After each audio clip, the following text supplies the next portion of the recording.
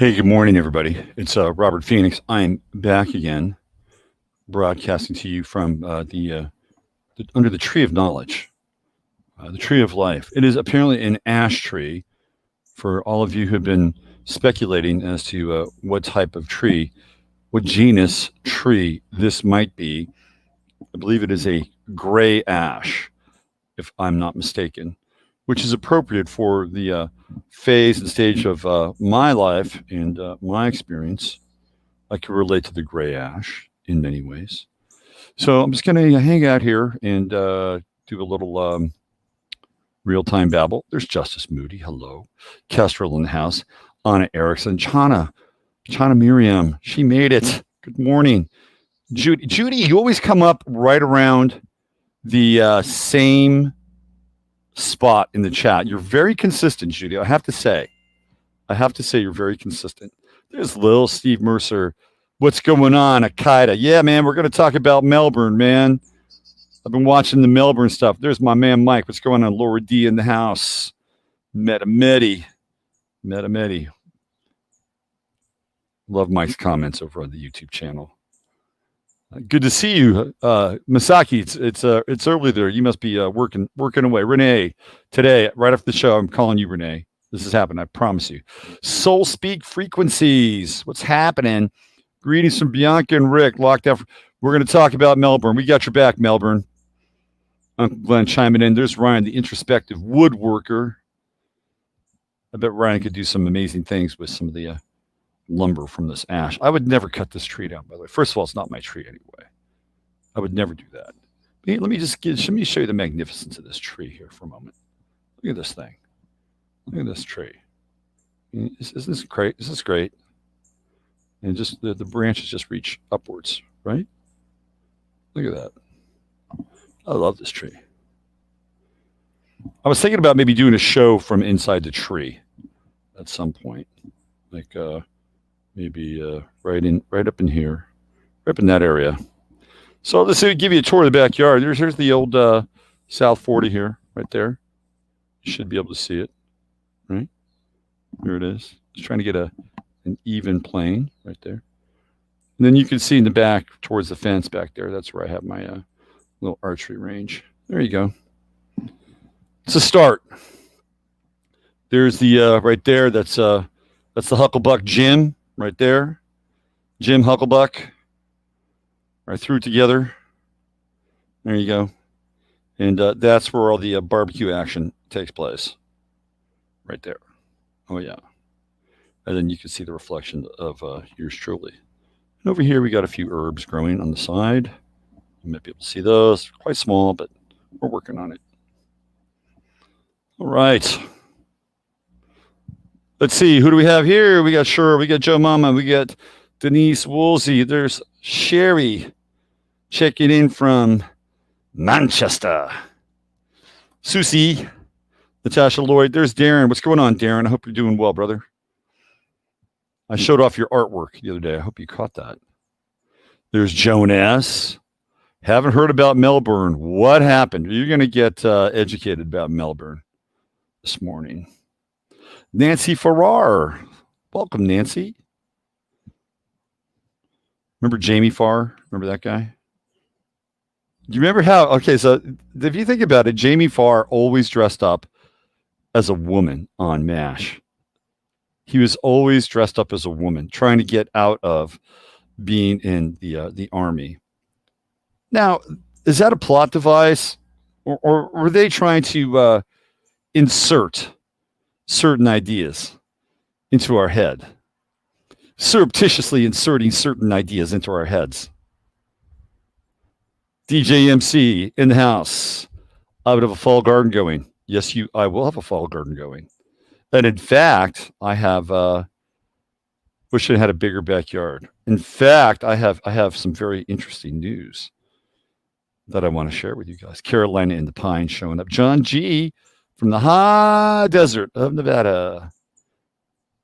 So I have this feeling that there is going to be a migration to this place that I live in. And I'll tell you why.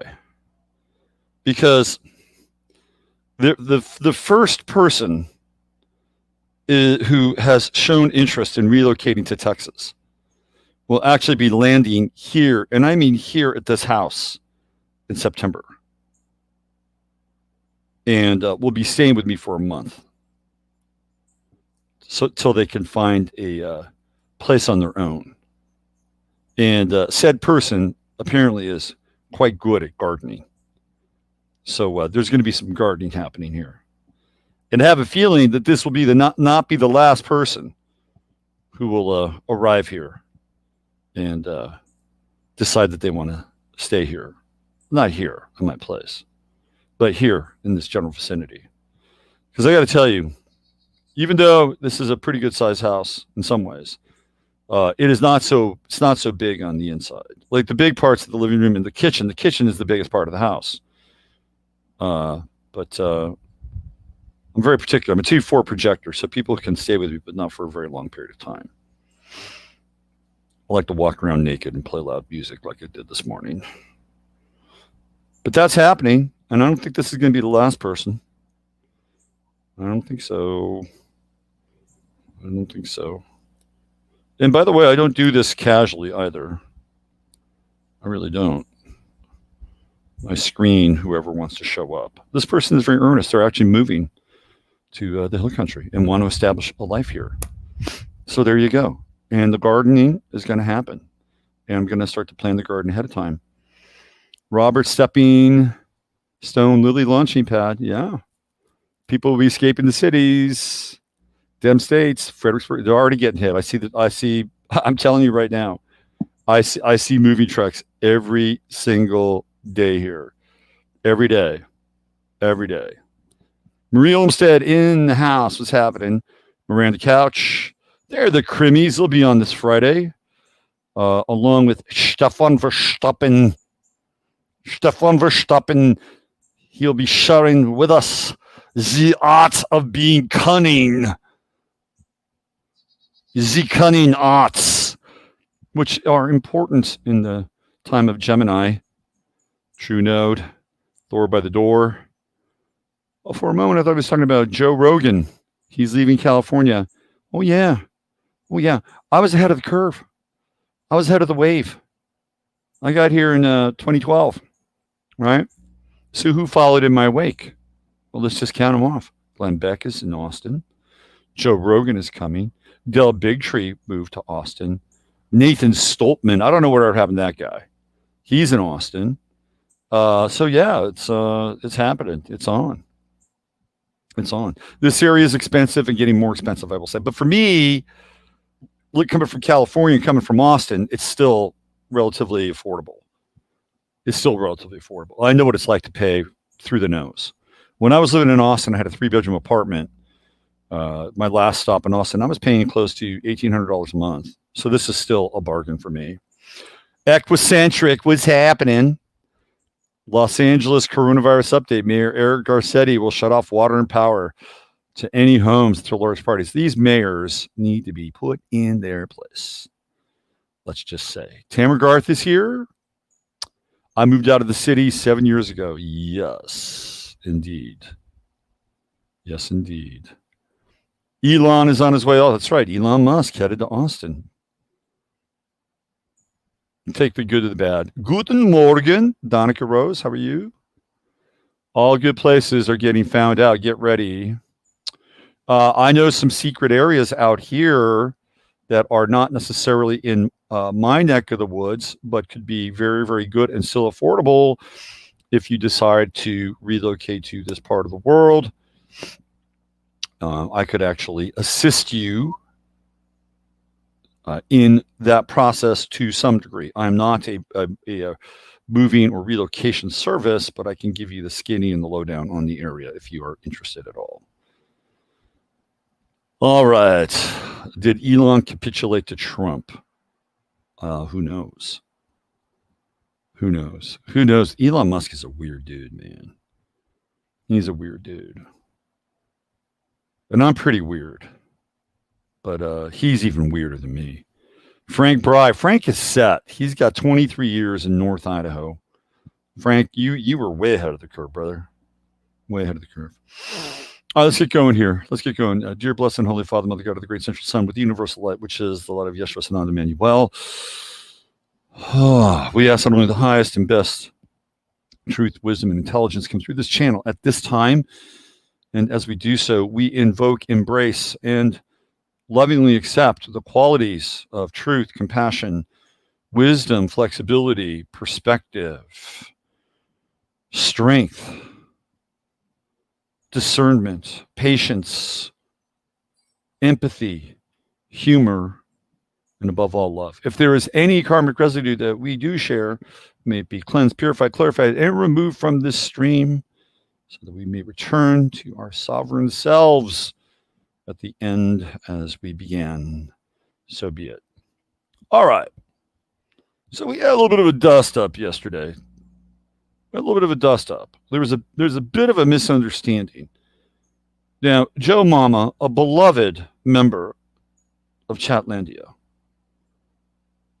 was sharing with everybody in Chatlandia that she could not stop yawning. So, when I do this show, I just have to tell you, right? Like my process, not like I'm, curing COVID-19 or anything, but my process is I'm usually working on about 10 things at one time in my head. Just to let you know, like just to give you a little peek inside. Not that it's the big deal, but I got about 10 things going on in my head, including interacting with chat, being aware of my surroundings, trying to figure out what I'm going to talk about next. How am I going to say it? Am I going to say something that's going to be, misconstrued as hateful, bigoted, racist, ignorant? Will I get kicked off of YouTube? How do I filter that without diluting the truth? Can I keep you laughing? Can I be serious? All these things are going on in my head at the same time. So every now and then I am caught unaware of something. And I did not know that yawning is related to an anxiety disorder. I did not know that. So we learn something new every day. And Joe, I apologize because I didn't realize that you were really processing some emotion during that yawning spell. Because I just saw, I've been yawning for the last 10 minutes. And if somebody else was watching the chat and they saw that without the context, they'd say, Jesus Christ, this motherfucker's boring. This woman's yawning her ass off. But they don't know, and I didn't know. So I did some research last night on yawning. And this is what I came up with. It's very interesting. I was not aware of this. I just want to share this with you. Because we learn something new every day. This is an important step in my larger education around healing. Yawning is caused by anxiety. Again, I didn't know this. Anxiety causes a lot of unusual reactions in the body. And in some cases, it can feel like changes the way you process air. It's not uncommon to find your anxiety is making you yawn more. Yawning is a very common symptom of anxiety, especially if you have anxiety attacks. And it's not just because anxiety can leave you fatigued. In this article, we'll explain why anxiety makes you yawn.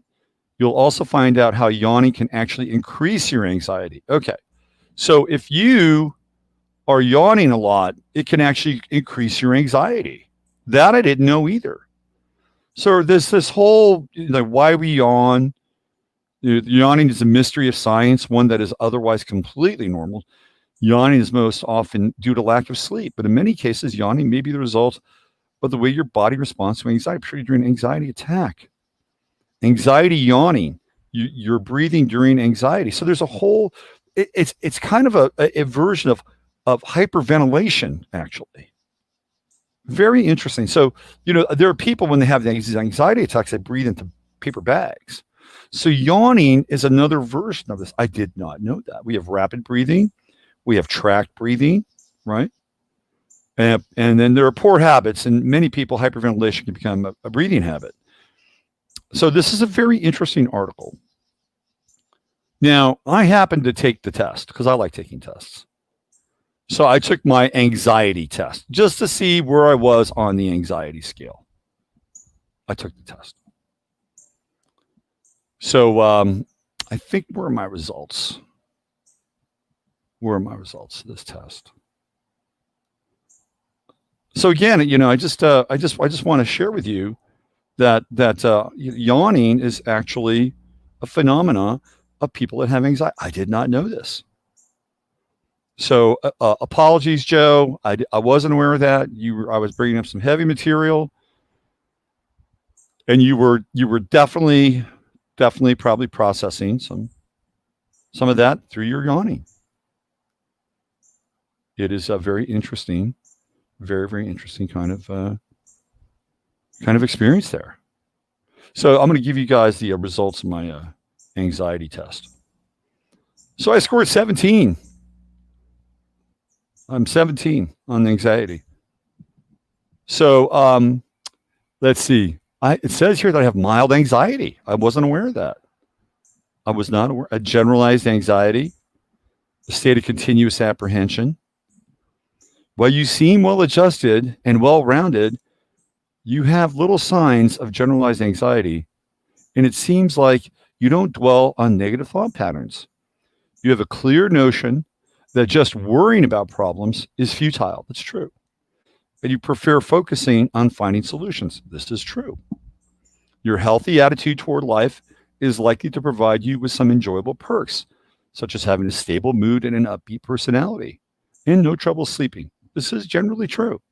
You don't usually feel irritable. Generally, I don't. There are times, though. Let's see. What else? Life is a highway, and you certainly learned how to effectively use your inner cruise control. All right. Now we got physiological anxiety. See, this is where I got into trouble because I do have some stomach issues. This is where my scale kind of went off. And I was being honest. I wasn't going to lie to come up like, oh, I don't have a fucking care in the world. I was like, yeah, every now and then I have a difficult time with food. I'm a Virgo, and I had vaccines. Even though you may have occasional stress, it's unlikely to translate into serious physical symptoms. If anything, your worst manifestations of anxiety are limited to moderate nail biting, which I used to do, by the way. I do not bite my nails anymore. I got rid of that habit. I was a serial nail biter. Let's see, what else do we have here? You may sometimes feel fatigued and tense when you experience minor digestive problems. That is true. But those are very normal reactions to having a modern and fast-paced lifestyle. All in all, you have much to be thankful for. Anxiety is a terrible plague, disrupting the life of millions of people worldwide. You are part of the privileged group of people whose anxiousness doesn't really diminish their physiological well-being. This is actually true. Now, there's mood instability. According to the test results, you don't seem to suffer too much at all from mood instability. You're probably a very calm and relaxed person. You have a healthy way of dealing with stress and tension. You know that patience is a virtue, and you strive to cultivate that within yourself. You're capable of managing your emotions just fine, and your mood is usually stable, which is generally true. Granted, everyone has occasional bad days. I had one last week, and you are no exception.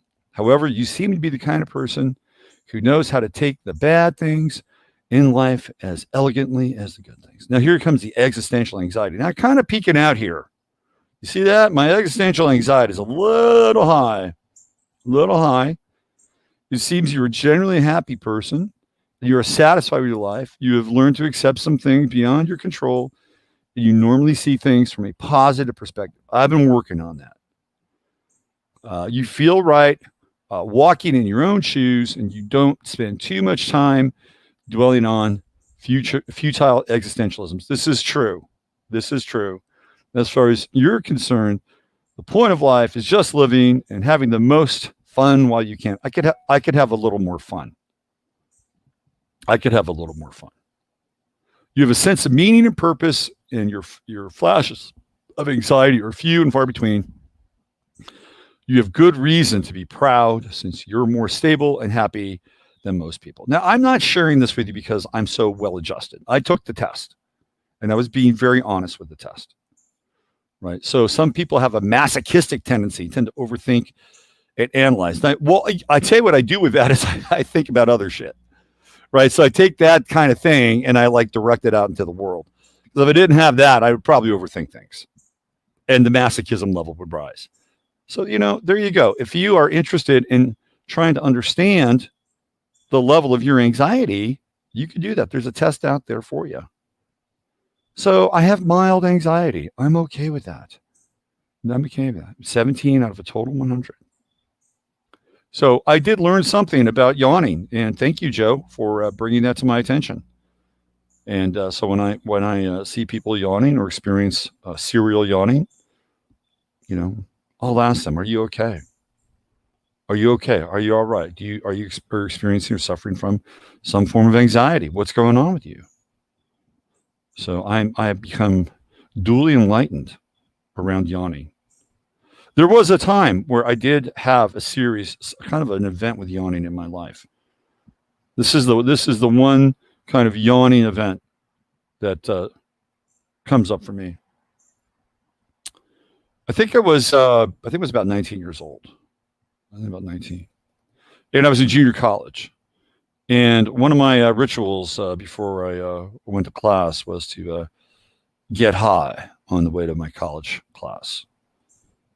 So I would set off in my car, which was my kind of rolling cannabis den at that time, and I would light up on my way to school. And by the time I got to school, I was ready for class. Yes, indeed. That was the old days. That was the old days. That was the old me. That was a holdover from my college experience, my high school experience. And by the way, that didn't last too long. By the time I was 20, I was pretty much done with the cannabis experience. Although I did I did migrate to other substances to basically bait and switch my habituation. That's a different story. But anyway, it was this time, and I was pretty high. I have to say, I was pretty high, and I had this English class, and it was a cool class. The teacher liked me. Most of the teachers they liked me because I was not I was the person that would always talk in class. Most people wouldn't talk in class, so they enjoyed the interaction, which was cool. This guy was an English teacher, and I was really high, and I was a little tired too. I probably stayed up late the night before, so I kept yawning in class. I mean, I must have yawned about 6 times in a row. I swear to God. And then this poor guy behind me yawned one time, and the teacher like just ripped him a new asshole. It was bizarre. It was really bizarre because I'm the guy that's yawning. I'm having the Spicoli moment in this English class, and the poor dude behind me yawns one time, and he yells at the teacher. He says he's been yawning for the whole class, and the teacher just doubled down on him and told him he either had to stop yawning and shut up, or he would have to leave the class. And I felt bad. I felt bad for the dude because he was taking the heat for my yawning. It was really weird.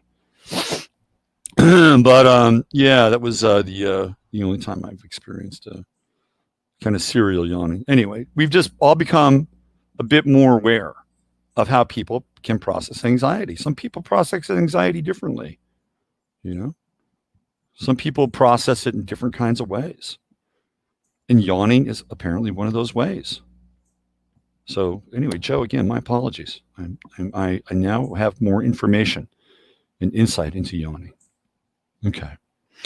All right, let's talk about Melbourne. You people in Melbourne, I feel very, very sorry for you. And I know, and there are people who watch this show and who are my clients, and one of you or two of you are actually watching right now, and you're in chat. Okay. So I'm going to play a little video here from this. I'm going to use this term loosely.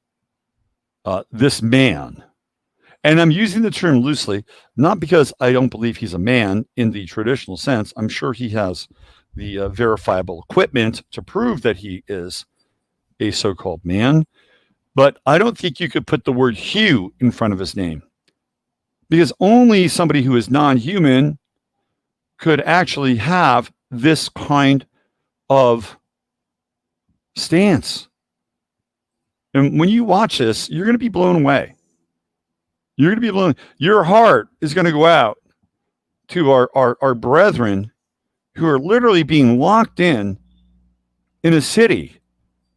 It's as if it's a prison encampment. I swear to God, I can't believe this is really happening. I can't believe it. I can't believe it, but I can't believe it. All right, let's just tune into this douchebag. I'm sorry. I'm probably not going to hold back with this because this pisses me off. From 8 p.m. tonight, a curfew will be implemented. So there will be a curfew across metropolitan Melbourne from 8 p.m. this evening, and it will run from 8 p.m. to 5 a.m. each and every day. And the only reason to be out of your home between the hours of 8 p.m. and 5 a.m. is to get care, to give care, or to go to and from work or be at work. We can no longer have people visiting others. We can no longer have people simply out and about for no good reason whatsoever. It is not an easy decision to make, but it is the decision that is necessary, and that is why I have made it. And that's why police will be out in force, and you will be stopped, and you will be asked, and you will need to demonstrate that you are lawfully out and that you are not breaching that curfew. All right. So who is this asshole? Where did he come from? I'm sorry. I don't know who this guy is. But this is just bad news. This is bad news. I'm going to replay this thing. It's named Daniel Andrews. Daniel Andrews. Who is he? Where did he come? I am not an Australian. I try to keep up as much as I can. The names and faces change very quickly in Australia. I started from 8 p.m. tonight. A curfew will be. I stopped keeping track after Julia Gillard. But who is this guy? Where did he come from? And wow, what gives him the right or the authority? Well, I know what gives him the right or the authority because somebody above him is giving him the right and the authority. Now, who those people are, whether it's the Chinese or the World Bank or Lord Satan himself, I don't know who that person is. But this is the man who's carrying out the plan. Now, the whole thing with the signers, which have become like ubiquitous everywhere. Have you noticed that now? Ever since like when Mandela had the Mandela funeral service in Africa, in South Africa, and maybe even a little bit before that, the interpreter is ubiquitous, and they're always dressed in black. The interpreter is always dressed in black.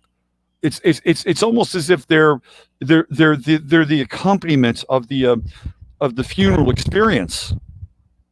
Right. And a lot of these people are going to be dressed in black when they do this because they're sending a message. And the message is that that the 20th century is dead. Western civilization is dead. And we are the caretakers. We are the pallbearers. We're the cremators of the care that we once extended to you in another century, in another time. And so we are here to tell you that your time is up. And that you should be spending more and more of your time in your personalized columbarium, which is known as your home. Notice that we have purple here in the background. Of course, it's purple. It's the Purple Revolution, which is worldwide. We've covered this before. And apparently there's another guy. There's the Victorian Premier. And then I think there's the Mayor of Melbourne or whatever. These two guys are working in tandem. Now, what we need to do is we need to liberate Melbourne. I'm serious about this. We need to liberate this city. We need to go in and forcibly liberate this city. I don't know how we're going to do it, but we got to do it. We have to do it.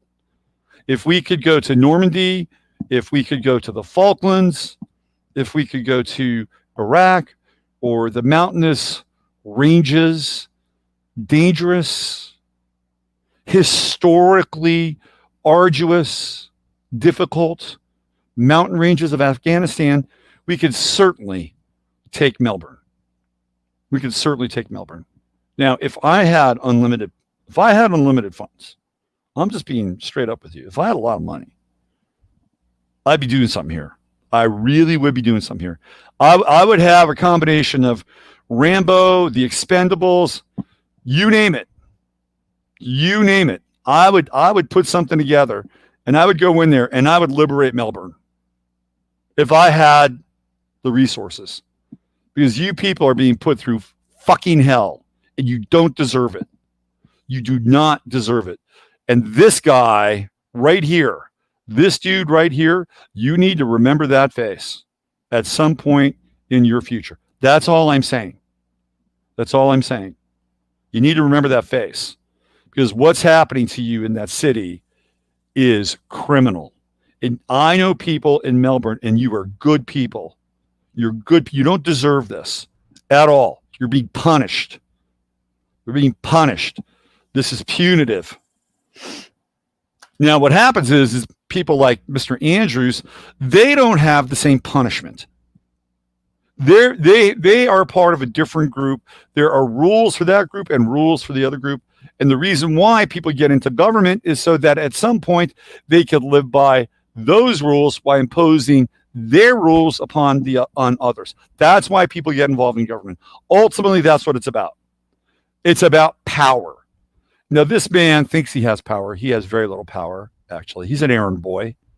He's an errand boy. That's all he is.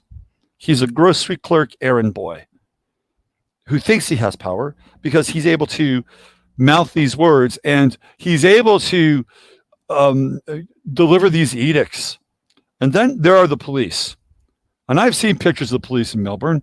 They're all camoed up. What is up with those guys? Are they even Australians? And if they are Australians, they need to be ashamed of themselves. Ashamed of themselves for basically being prison guards for their brothers and sisters. And you know, theoretically, if they're Australians, that they have relatives and or friends or family that are being essentially imprisoned in their homes. You get 1 hour of exercise. That's like going out to the yard in a prison. I swear to God, this is what they do in prisons. They send you out to the yard for an hour. You get an hour, and then you're back. You're back in your cell.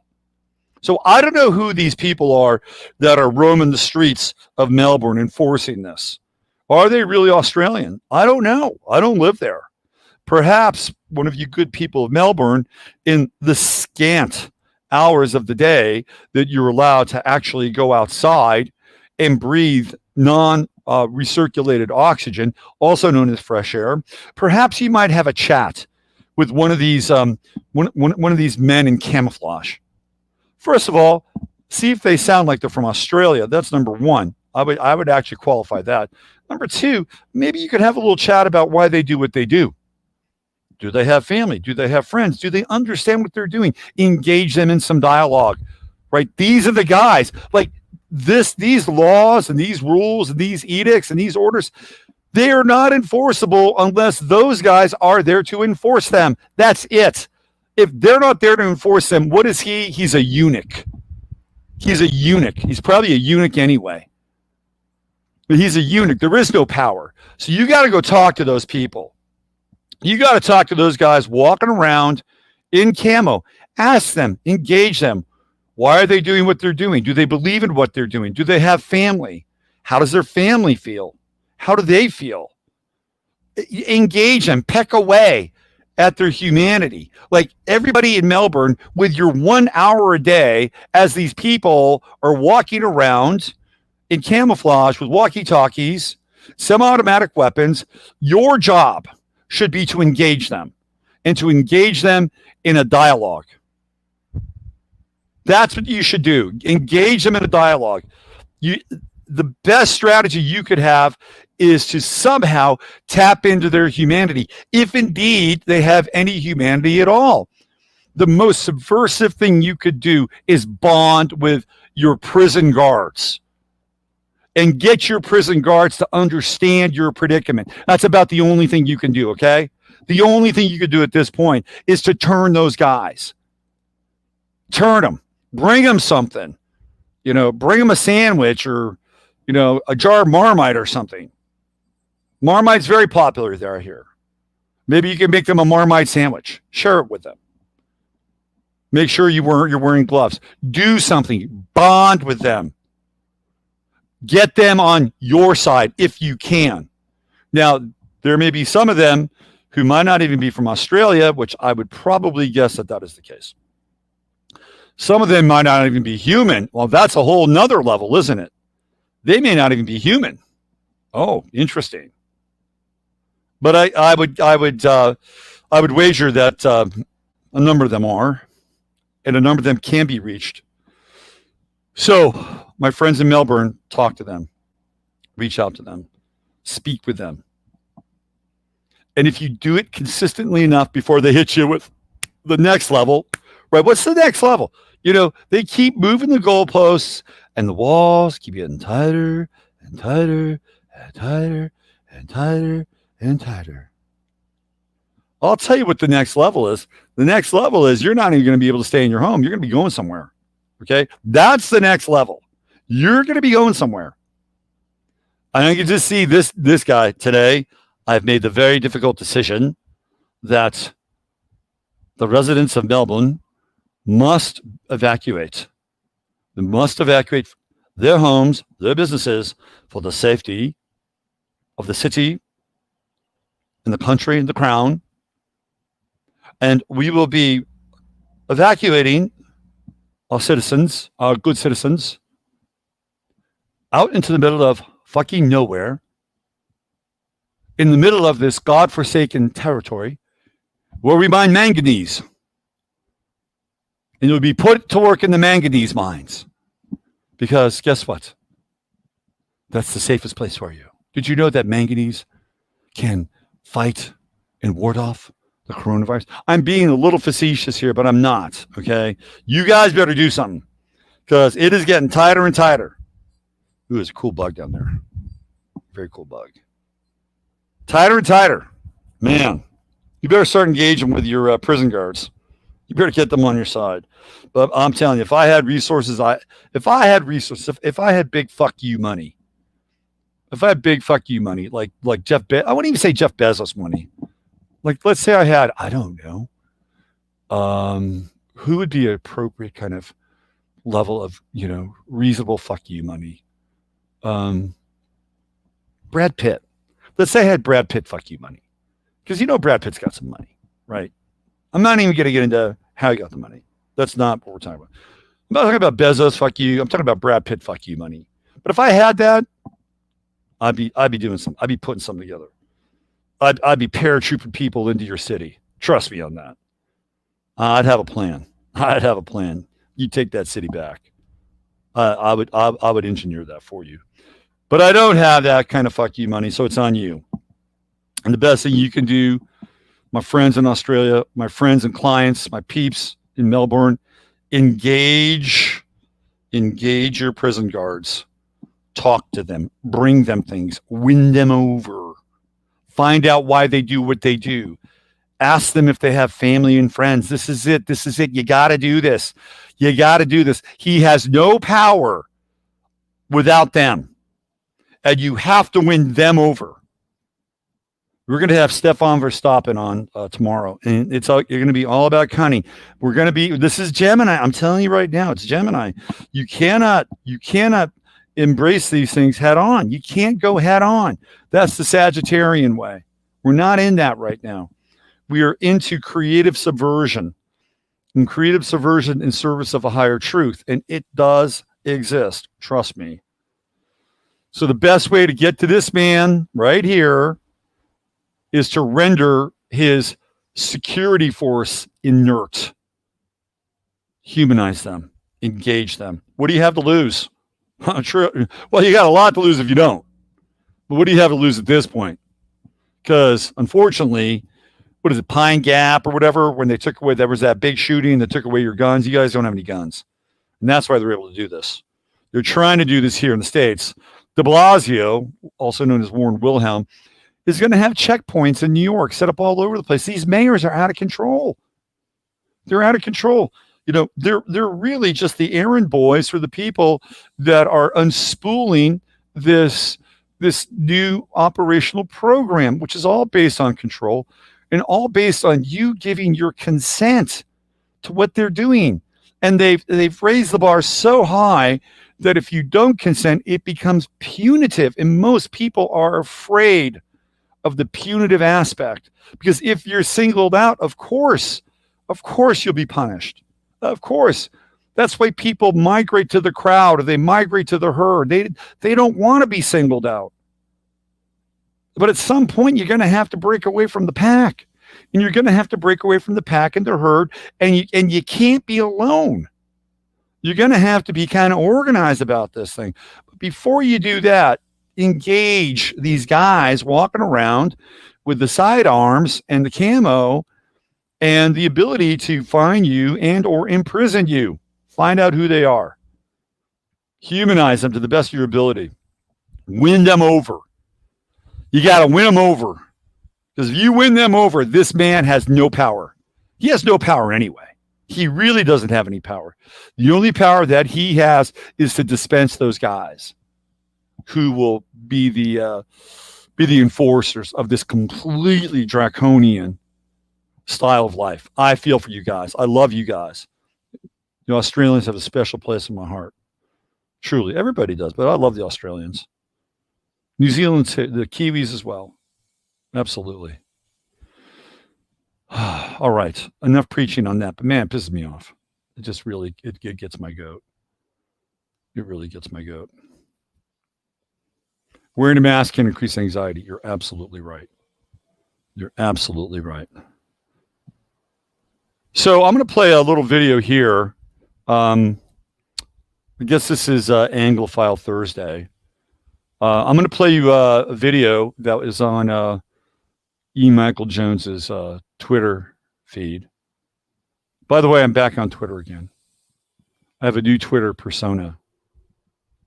If you want to find me on Twitter, this is me, MAGA Trump Astrology.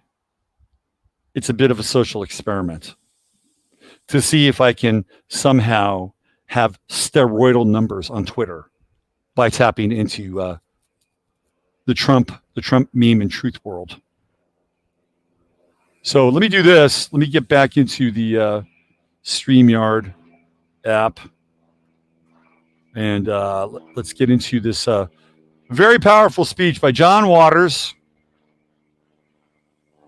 a true Irishman who, let me do this one more time, a true Irishman who understands the nature and the value of freedom. These are my people, as I do have Irish roots right there. Here we go.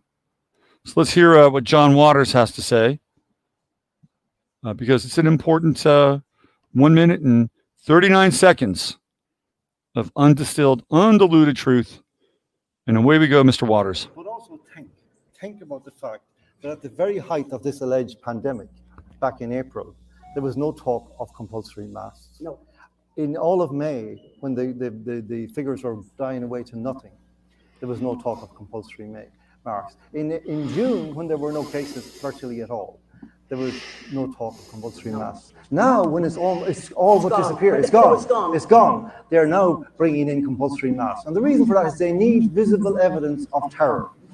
They need to create a visibility of the terror that they want to inculcate into people. And that's why this is so important to them. These are really sinister people we're dealing with now. These are people that we previously thought of as people of our own kind, these politicians. We have to start thinking of them now as alien beings, as hostile beings to the Irish people. They are the enemies of the Irish people. Clearly, they are intent, because the mask is a way of denying the very human face of the person. It is a way of taking away the individual, unique humanity of each person and turning us all into zombies and restoring us to a kind of animal state, so that we no longer will look at each other coming down the street as Tom or Mick or Mary, my friend, my sister, my brother, or instead as a festering mess of bacteria and viruses, which is a danger to my health. Oh, I have to get out of the way. This is what they are turning the human person into. With this whole thing. This is, and I'm not saying that our people are responsible for thinking this up. They don't have the brain for that or anything. But this is what they are implementing. This is the thinking behind it, to destroy the spirit of the human person, the individuality, the personality, the conscience, the character of the human person. That is what this project is about. There it is. You got it right there. That is what this project is about. Truth from John Waters across the pond. And one of my Irish brothers, because I do have a lot of Irish. You get a lot of the Irish in me on my mother's side, as they say. But he said something really important there. He said, these people are aliens. Oh, Now we're getting somewhere, aren't we? These people are aliens. Yes, they are. Somebody brought up the television series V. I think it was either earlier in the week or last week. If you haven't seen V, I highly recommend watching the first version on on whatever, wherever you can find it. The first one, not the second one. The first one, I think, is a bit more effective. It's a bit more effective, in my estimation, even though the 80s are cheesy in terms of effects. There's something about the first version of V that I find very effective. And of course, you ladies will like looking at Mark Singer, also known as Beastmaster. If you haven't seen that video or that movie, you might enjoy it from the sword and sorcery perspective. So these people are aliens. That's what they are. They're aliens. And why? Because they are administrating alienation. They're alienating us from one another, from our environment, from nature, from our family, right? This is all about alienation, right? So they are quite happy and quite content with their process and their application around this. They are not human. And I agree with John Waters on that point. I totally agree with him on that point. I went to Wimberley yesterday. Went to go see my functional medicine doctor. I'm going to try to get him on my show. He's an interesting character. He's into life extension, anti-aging, all this stuff. The guy's in his 70s, and he's a total stud. The total stud. And it's like, whatever he's doing, I want to do that. Because I want to look like that when I'm in my 70s. And I'm going to try to get him on the show. We talked about it yesterday. And he's open to it. I just have to get the right day for him on a Friday. Be a good conversation. It's about longevity. And it's about not just longevity for the individual, but also longevity for couples, to be able to be living at the state of optimal health. So I was there and I was hanging out with him. And then after that was done, I went to HEB. Wimberley has a great HEB. I am the epicure of HEBs, by the way. When I was a kid, I was the epicure of bathrooms. I really was.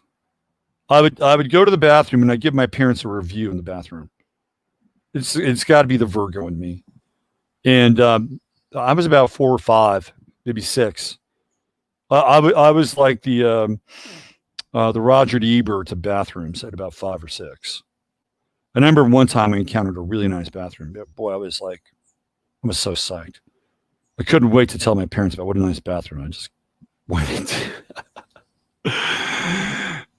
Anyway, so I went to HEB because this is my thing. I like the HEBs. So I'm like, okay, let me check out the Wimberley. Let's see where Wimberley is.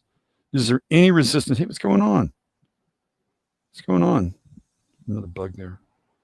I went into Wimberley to see what the resistance is in the HEB there. Resistance? What resistance? It's always the same story. There was that movie, The Man in the Mask, The Man in the Iron Mask.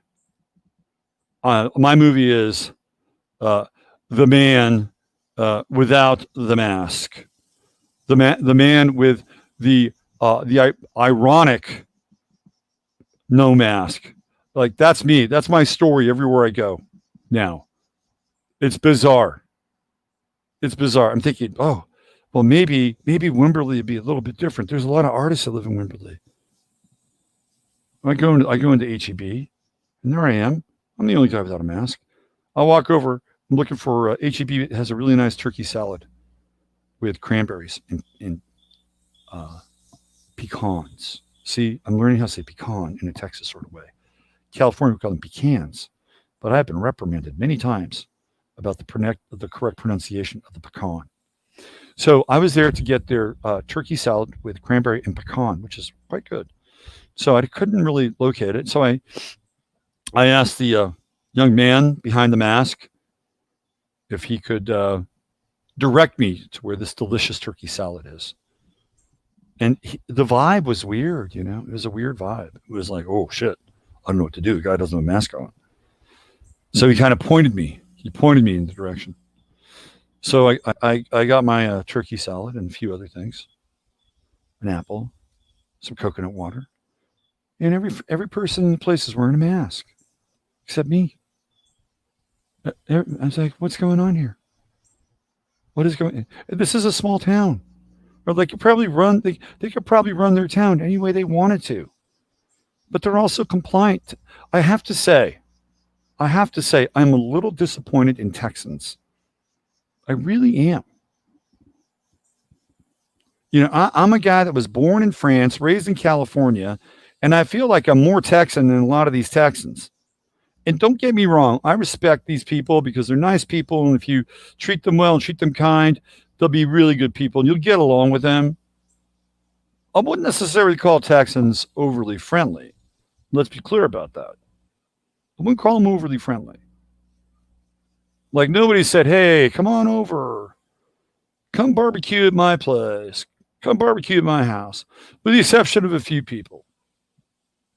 My man Rod down in San Antonio, he's a big exception.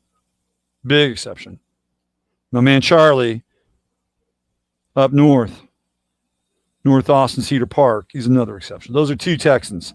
Now, ironically, both of their wives hail from the same place, Deutschland, which is interesting. So they have Texan husbands and German wives. Very interesting. Both of whom were at my event last year. Both of whom are equally interesting and charming and fascinating to hang out with in terms of their coupledom. So I have been invited to their places, and they have been invited to my place. But other than that, I have not found that Texas has rolled out the red carpet for yours truly. Okay, it just hasn't happened. I'm not complaining. I'm fine being self-sufficient. I'm okay with that. Been that way most of my life. I'm just giving you a commentary. These are very polite people. Very polite, and I would say they are cordial. They're cordial, very cordial people. Friendly to a point. To a point. And maybe if I lived here another 20 years and my kid lived here another 20 years and, so on and so on and so on, it'd be a different story. I'm still basically an outsider. But I've been an outsider pretty much everywhere I've been on this planet, this lifetime. So, but I am a little disappointed. Now, last night I did go to the HEB here in my neighborhood, my neck of the woods, as they say. And I did find two people that were mask-free, besides myself. And these were two dudes, and they were, let's just say they were not somebody that you would want to call out on their mask-free status. Let's just put it that way. I had this old dude in the HEB yesterday. I was in the the meat section, the meat department, which was looking a little skinny. I've been noticing some gaps in the shelves at HEB. You should think about that. There's some gaps in some products. There's some areas that are wiped out still and not getting replenished. So I'm just telling you right now, if you need to stock up, this is your month. August is your month. Okay, so I'm in the meat department, just checking out the meat. And this old dude, he's there. And, he shoots me a look. It's like he shoots me that kind of incredulous, slightly angry, resentful sort of look. Because that's the only thing you get now. That's the only thing, you just get the eyes. That's it. So I turn and, and I look at him. And, when I was young, all right, like I'm a Scorpio rising. And if I wanted to, I could fucking just shoot laser beams through my eyes. And I can still do it every now and then. It's not really what I want to do, but I could do it every now and then. I could turn that Scorpio rising on. He got a little of it yesterday. And he looked away. He didn't want to look at my eyes again after that. Trust me. So this thing happened last night. Again, this is all Texas related. And I was sent a survey by the Austin Unified Independent School District. I was sent a survey to fill out about the coming school year. Now, I'm going to show you my process around this and what I did with the survey. See, these are things you can do. I'm showing you, I'm going to illustrate to you that you are not powerless. And even small acts of conscious subversion can be quite therapeutic and perhaps even effective. So I'm going to, let me fire this thing up here. I got to get the right browser. Let's see, where are we? Is this it? Oh yeah, here it is. All right. So first of all, I'm going to show you this. Okay, I'm going to show you this. So this is, whoops, I should probably get rid of that. Whoops.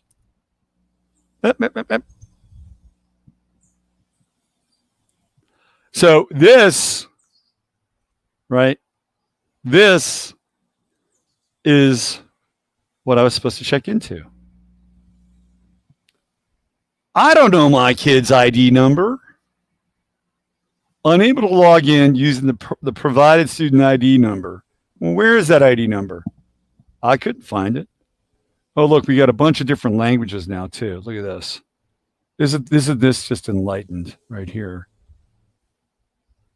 Instead of like learning how to speak English, I would say that probably about 3 years from now, there'll be about 6 other languages there. So I didn't know what his ID number was, but I wanted to respond to this. I wanted to participate in their survey. So I did what I think most creative people who have some form of initiative did. I created my own survey and I sent it to them. So I will show you my survey that I created. And I think it was a pretty useful and meaningful exercise, certainly for me. And I'm hoping that the Austin Unified Independent School District will agree with me by the questions and the answers that I supplied to them. So let's look at my survey. This is what I sent. I said, my son blank is not a number. However, he is binary, which makes him a male. Since I don't have your code for his true name, I'll give you my survey answers accordingly. Now, these are the questions that I, as the Austin Unified Independent School District, would probably send out in a survey form to take the temperature, to test the waters. Do you feel as if there is inherent risk in sending your child, student back to school? ? I said no. Do you agree that continued health monitoring, such as taking temperature and testing, is important to your child's safety? I said no. Would you want the school to be able to track your child throughout the school day to contact trace inside the school environment? I said no. Would you consent to the school administering a vaccine through the student health program? I said no. Would you prefer a distance learning option to a physical learning option? I said no. Would you encourage your child to alert school and health authorities if they know of someone who's been diagnosed with COVID-19 but was not in a quarantine situation? I said no.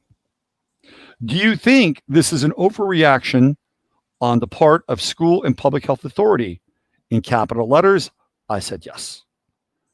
Do you think this is a not so subtle form of social engineering to desensitize your child and make them more dependent on the state versus their parents? In capital letters, I said yes.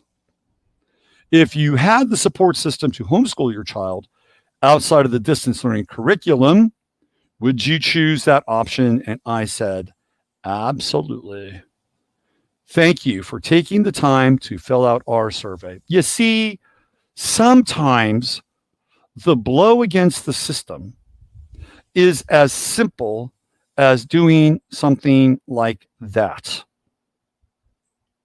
Because they had an option that said if I had any issues with the survey or had any issues using the technology, there was an email address I could send my survey or my issues or whatever back to them. So I just created my own survey based on what I thought that they would ask me. And I gave them the answers accordingly. You see, it's not that hard. It's not that hard. We'll have Stefan Verstappen. I'm sure he has quite a bit of insight into the realm of cunning tomorrow. So can I get to you guys in chat? Sometimes I just get behind the chat thing. I'm trying not to look at chat too much. I get a little sidetracked. And sometimes I take things out of context.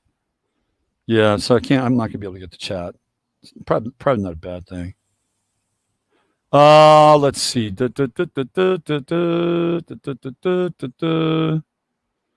Dogs and cats yawning to calm strangers. You know, here I got this. Oh, yeah. I wanted to talk about this thing. Yeah, this was interesting. Thank you. Tim Pool actually provided me with a service. I get Tim Pool updates all the time. You ever notice how I'm never unsubscribed to Tim Pool? I'm never unsubscribed to him. I'm always getting his updates. Emily and I have noticed. I want to get into this thing. This is really weird. This thing with this character, Jake Paul. Have you guys seen this? This is bizarre. I gotta show you guys this. This is a whole bizarre thing.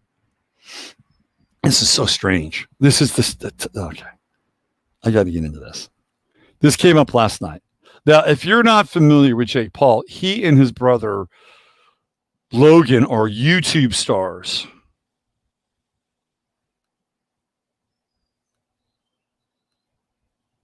So this is really bizarre. So the FBI raids YouTuber Jake Paul's home. Now, why did they raid his home? Well, this putz and his buddies decided to go and loot a department store. By the way, you got to ask yourself, is this the kind of house that YouTube star money buys? I don't know. That's a lot of white privilege. And you see, that's part of the narrative here. Look at this. Look at this. This is what's assembled outside of Jake Paul's Calabasas house. Multiple firearms removed from the residence. What is multiple? No arrests are currently planned. This is a lot of show. Oh, look how convenient. Look how convenient that gun is just left out there by the old hot tub. Anybody that's taking a hot tub has got to have their single bolt action long rifle by the hot tub. This is ridiculous. This guy right here, Armani Zadi, he's getting his home raided. He's part of the crew. He's part of the Jake Paul Mafia. So apparently, and here he is. Never trust a person who has a first name and a last name that could be both a first name and a last name. Never trust these people. Jake Paul. He could be Paul Jake. He's got a brother named Logan Paul. Paul Logan. I trust his brother even less. Anyway, this guy just looks like a douche. Look, he's wearing white. He screams douche. And he got into boxing. Like he boxed some rapper, I think, or some other YouTube influencer. I don't know. Some English guy. Anyway, there were a bunch of videos about him in this mall in Arizona where they're all fucked up and they're looting the mall. The whole thing seems just incredibly set up. It's a setup. This thing is not real. It's a total setup. Look at all the FBI dudes. Look at this. This is for a YouTube influencer. Are they trying to paint him out to be some kind of white supremacist that is leading, some kind of, guerrilla warfare unit out of Calabasas with some dude in Las Vegas who has a fucking pink house? Really? The whole thing is really bizarre. Now, could they be using their muscle, their influence, and their power? Perhaps going to somebody's house who might actually matter, Like, could they move the needle perhaps in another direction? No, they won't, because they're here to make a point. Jake Paul is the face of white privilege. White privilege. There he is. Right there. Right there. And look, if I'm white, and I even kind of want to punch the guy. You know, and the guy, he has a douchey look at him. And the whole idea of being a YouTube influencer bugs me. All right, what is going on with Nick Swisher? I love Nick. He's an Aquarian. One of the coolest, nicest guys you'll ever meet. What is happening with Nick Swisher? Ozzie Guillen apparently hates Nick Swisher. Literally the most positive, upbeat person in America, and you hate him. If you ever want to shift your mood, just go watch Nick Swisher. I hate Nick Swisher with all my heart. And somebody says, I couldn't agree more. What is up, people? God. Ozzie Guillen is not a good dude, I have to say. You know why? Ozzie Guillen practices some darker versions of Santeria. It's true. It's true. He said a few truthful things, Ozzie. But man, why are you hating on Nick Swisher? The dude is Mr. Positivity. Super positivity. Anyway, I wanted to bring up that Jake Paul thing. It's like, really, this is what we're spending our resources on? You got to be fucking kidding me. You're raiding the house of a YouTube influencer who got smashed and decided that they wanted to play the smash and grab loot and toot game in a mall in Arizona. Meanwhile, there are other people who clearly have done something similar and perhaps even worse. Where are the FBI raids at their house? It's all a setup.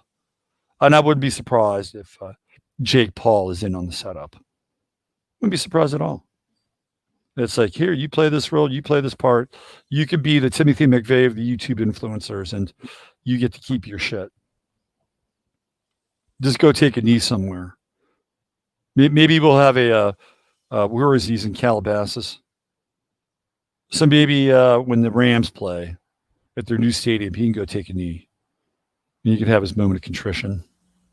Before I get out of here, I did want to play a video, very, very powerful video. If you hadn't had enough powerful video today, I'm going to play this video for you. This is the channel of A Plain Truth. And you got to watch this. This is some very advanced shit. Let me go back. Let me just do. I wasn't going to play the audio. I do want to play the audio. This guy's got a great channel, by the way. I love this guy's channel. He really came on the scene when the whole not Calabasas, but the whole Northern California fires started to happen, and he's been consistently good since he's been on YouTube. So I'm gonna play this video. I'm gonna open up the audio. I'm not gonna play the whole thing, but you're gonna hear what you need to hear. So let's get this thing. Let me just back. Okay, let's get this rolling. From A Plain Truth. Here we go.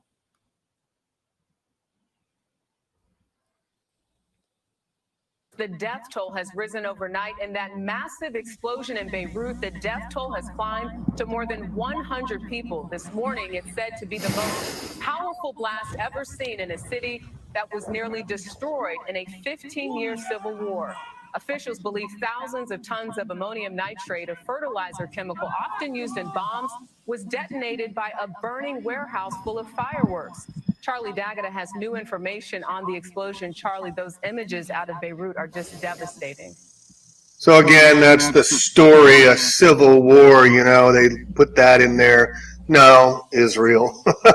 Come on, folks. Israel's our next door neighbor at war with them. Ammonia nitrate building, fireworks, a fire started all that incredible explosion. Oh, really? And let's just set the tone for the images I'm about to show you. We're seeing this over Santa Barbara in the California fires. We're seeing it during the Australian fires. These are the TR-3Bs, flying triangles, and you're going to see images of them here over Beirut. And these things travel very fast. They create vortex energies. You can see them right there in the top there. I mean, these are what bring the deliveries, the payloads. And here we see evidence of it flying right before the explosions, the big explosions. Oh, coinky dinky. Images are the same. How can that be possible? Look out in Mountain, California, where they do the image controls.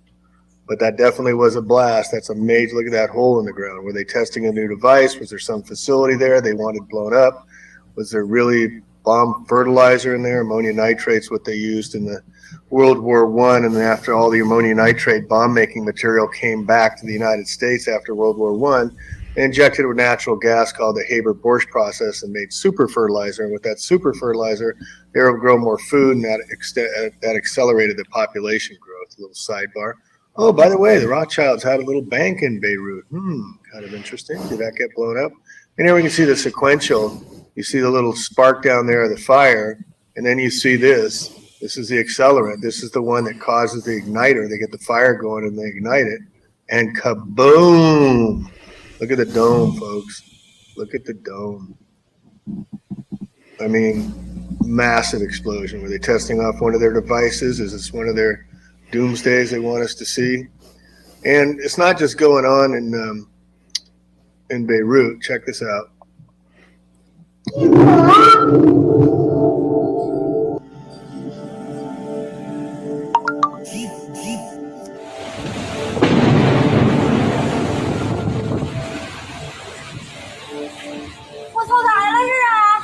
Did you catch that?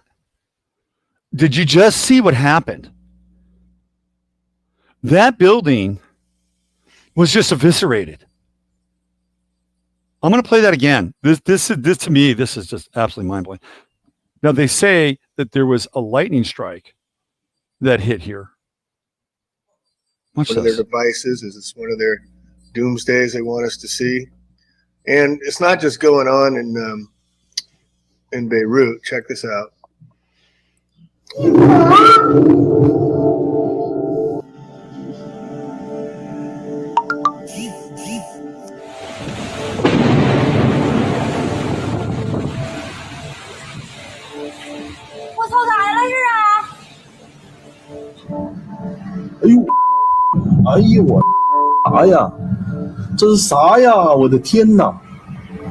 Oh.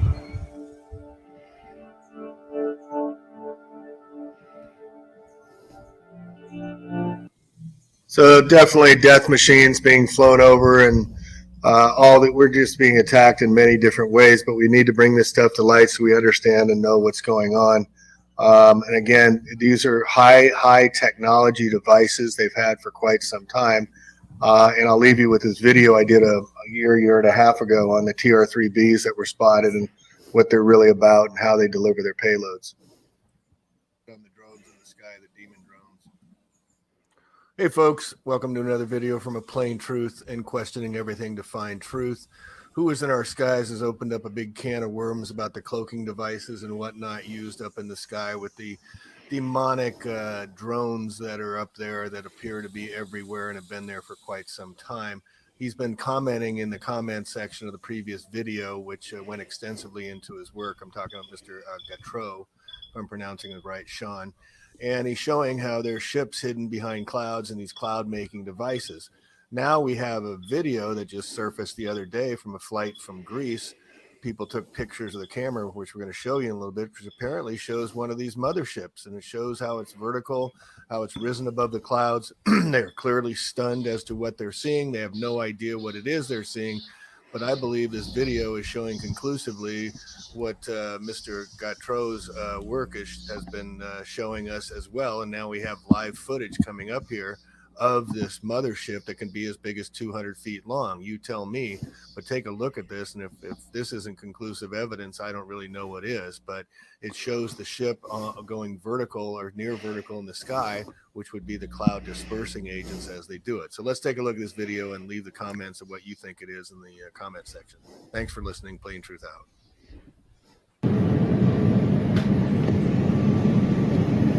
No, it's not. What is it? Kerry, what is that? What is that? Kerry, what is that? I have no idea. Holy crap. Don't move me. Don't move me. Ladies and gentlemen, in compliance with the European Union security requirements for hand carry liquids, bear in mind our attractive customers have solid supply. Customers traveling from outside the European Union and are not using airlines are on the land for agency. Liquids that sealing and authorized liquids have been evident by the type of liquid, colors, products such as solid and plastic. And cigarettes which the entire organization along the chain of participating groups. G3 liquids may be carried in addition to one covered by which that is allowed to customers. All items can be carried with a scan luggage. Thank you.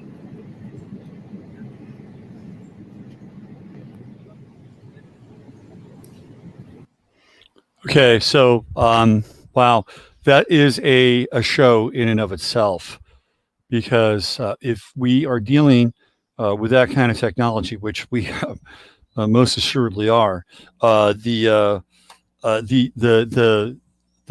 potential to wreak havoc and manipulate the planet is on some level pretty grim, right? I mean, if you think about that, that is some pretty heavy shit.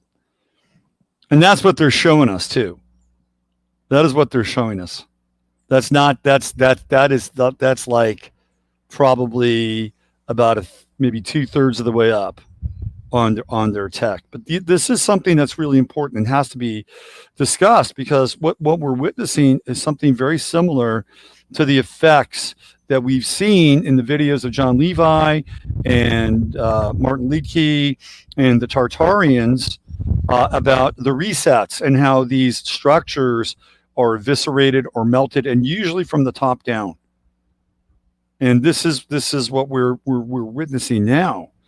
So I just wanted to show that video to you because there is something bigger. There's a much deeper kind of narrative going on here. And if I was the PM of Lebanon, I would definitely say that it was an ammonium nitrate bomb based on that kind of evidence.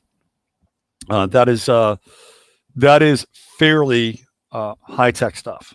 Fairly high-tech stuff.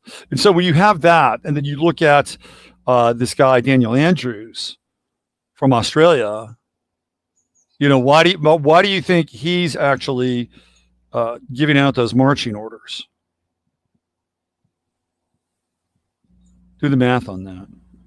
Now, does that mean that we are just sitting ducks, lambs to slaughter? I don't believe that at all. I don't. But when we bring these things out and we bring the awareness to you folks and to other people watching this channel, it begins to tilt the awareness factor. And this is what we attempt to do here. We attempt to bring light to these subjects so that they can come to light, so that they can be discussed, so that they don't have the so-called theoretical power. When I say theoretical power, I'm talking about the power of fear that goes along with whatever else they're able to do. And clearly they're able to do some shit, right? That's some pretty powerful stuff. If you can take one of these structures, one of these craft, which are apparently about 200 feet, right, and get them to go completely vertical and then create a cloud cover around them, like that's like next level stuff, totally next level stuff. So this is where we are now. And I don't mean to drop the heavy on you at the end of the show. I probably should have brought this to your attention earlier, and I should have ended on my email to the Austin Unified Independent School District. But I do have some positivity that came to me from above. As I was watching the video, birds shit on my computer. That's why I was looking down. He shit right on my trackpad. And I don't know what it means. I don't know what it means, but it means something. It means something. In the immensity of that kind of display of power, there's a tiny speck of bird shit on my trackpad. So the synchromisticism of the moment was, maybe it's not as big as we think it is.